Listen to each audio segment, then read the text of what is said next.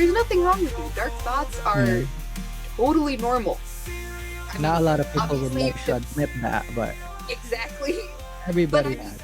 Everybody has it. about it. Think about like way back in the days of like the conquerors and stuff. The people, I bet you all the people like I don't even know how to. The only person that comes to mind is like Genghis Khan. Like, you don't think Genghis Khan had like some of the darkest, sickest thoughts ever? People I back in think those even days kind of I like, think his victims would have had the darkest tickets thoughts ever, because I feel like when you go through so much trauma like that and you survive it, thinking about those dark thoughts is really just daydreaming too at that point. if it, and it's like, I'm not saying it's the best form of therapy, but it is still a form of therapy Yeah, that's a lot definitely. more affordable than actual therapy. um I did try it actually, for reals, for reals. I didn't want to get too dark, but I did have the chance to actually do it.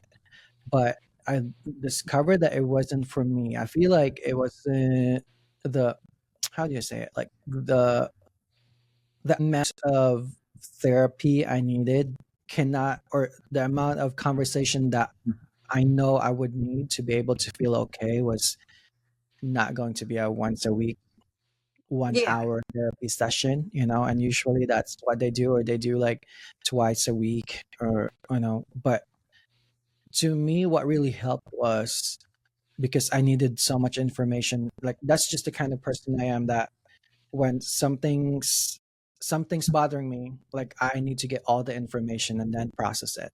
So what Mm-hmm. really helped me was just reading. I read so many books about childhood trauma and how your brain works, and that's how I cope.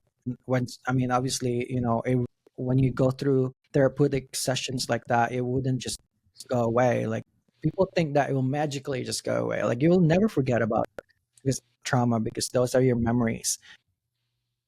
What's important really is when you finally find the ways to cope, so that you can live with them and have it not become a burden to your growth. I think that should be the goal, not the not that it will go away forever, because I don't think it ever goes away. It's just Yeah. like learning to tame your demons instead of Yeah, destroying them. Because you're, you said it so much more eloquently. I, I like to listen to a lot of like psychologists and stuff too. I think that's why I thrive so Mhm. much in the bartending industry. One of my dream jobs as a kid that I wanted was to be a psychologist, a psychiatrist, and my family told me, um, "You don't want to be like that. Like those people are really messed up. That's the only way that they can correlate to those people." And I'm like, Mm. I'm really messed up though. My You don't child you don't have no idea.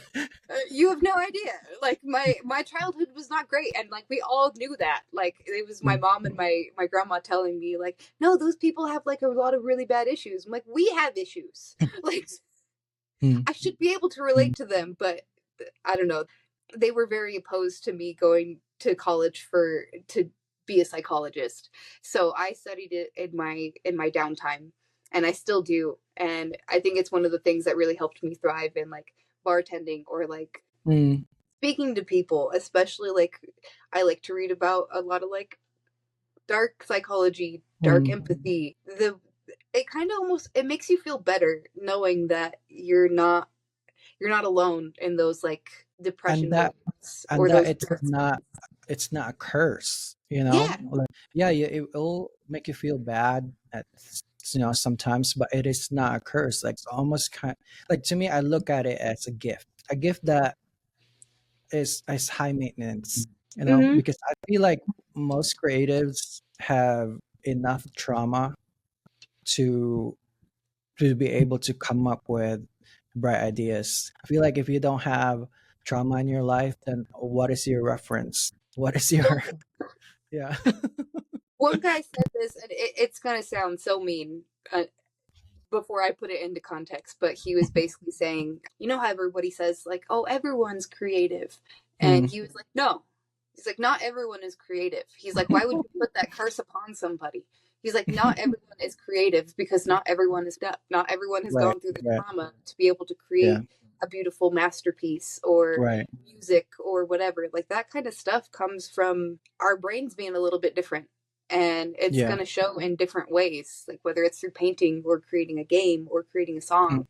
Like, but not everyone is creative. I wouldn't wish that curse upon anybody.